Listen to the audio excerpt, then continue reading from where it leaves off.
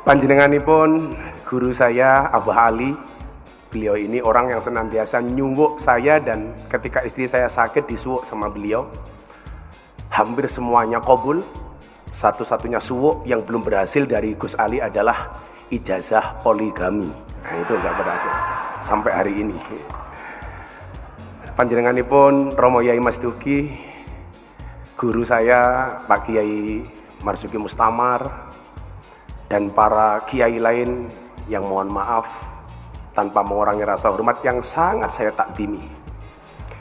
Para pejabat yang berkenan hadir, wabil khusus beliau yang telah membayar hutangnya yang akhirnya datang ke pondok saya setelah 8 tahun, Bapak Menteri Pertahanan Prabowo Subianto.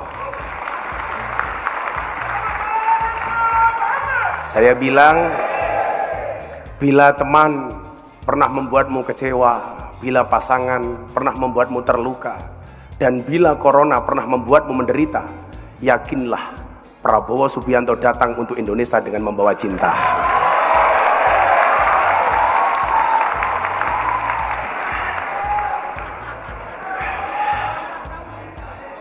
Sebenarnya inilah yang membuat mahal sebenarnya. Sahabat saya Gus Muhaimin Iskandar, yang ini selalu memberikan label saya kiai mahal, saking mahalnya PKB nggak kuat ngundang. Yang tadi Kiai Hasib bilang ini ada pawaan cawapres. Saya pikir kalau pawaan presiden, rata-rata memang presiden Indonesia itu belakangnya O. Tapi kalau cawapres wakil presiden itu bisa belakangnya in. Contoh Kiai Ma'ruf Amin. Nah, jadi kalau mungkin kelanjutannya Muhaimin ya pantas saja lah kira-kira begitu. Bapak Ibu yang saya muliakan, saya punya mbah di Ponorogo namanya Mbah Muhammad Besari. Mbah Muhammad Besari punya anak 9, yang nomor 7 namanya Kiai Ilyas.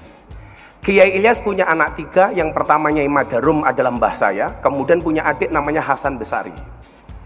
Mbah Hasan Besari itu punya murid namanya Ronggo Warsito. Ronggo Warsito. Satu saat Ronggo Warsito pernah menuliskan kalau Ronggo Warsito itu jangan dibilang ramalan, karena beliau adalah seorang santri, nama aslinya adalah Bagus Burhan. Yang santri lain yang dimiliki oleh Mbah Hasan Besari adalah Ontowiryo. Nama lahirnya Ontowiryo. Setelah ngaji di Tegalsari bersama Mbah Hasan Besari, nama komplit Ontowiryo ini adalah Kiai Haji Bendoro Raden Mas Abdul Hamid Ontowiryo Mustahar Heru Cokro, Senopati ing Ngalogo, Sayyidin Panotogomo, Amirul Mukminin Khalifatullah Tanah Jawa, pahlawan Gua Selarong, Pangeran Diponegoro. Nah, yang mau saya ceritakan adalah Ronggo Warsito pernah mengatakan demikian. Indonesia itu akan dipimpin oleh 7 model macam kepemimpinan. Yang pertama, menurut Ronggo Warsito, sekali lagi, kalau yang berbicara Ronggo Warsito itu bukan ramalan. Karena man ata arafan au kahinan fasodaqahu bima yaqul faqad kafara bima unzila ala Muhammadin. Kalau yang ngomong dukun itu ramalan. Oh tenan, itu ramalan. Nah, Ronggo Warsito pernah mengatakan demikian. Ini namanya firasat bagi saya. Karena Kanjeng Nabi pernah mengatakan ittaqu firasyatal mu'min fa innahu yangduru binurillah. Takutlah kamu dengan firasatnya orang mukmin, karena mereka melihat dengan cahaya dan nur dari Allah. Beliau bilang apa Bapak Ibu? Yang pertama, Indonesia itu akan dipimpin oleh model kepemimpinan dengan bahasa besarnya adalah Satrio Mukti Wibowo, Satrio Kuncoro Murwo Kuncoro. Seorang kesatria yang sangat terkenal. Tapi mohon maaf, sering dipenjara.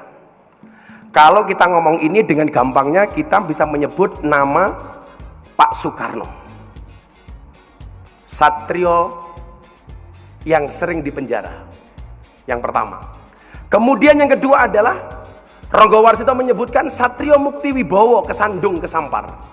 Seorang kesatria yang sakti, dia berwibawa, tapi akhirnya jatuh oleh rakyat. Orang langsung menganggap ini Pak Soeharto. Jadi kok saya mikir, Kok presiden Indonesia itu belakangnya O, depannya Su. Saya berpikir, saya lebih suka manggil Pak Prabowo ini bukan Prabowo, tapi Subianto.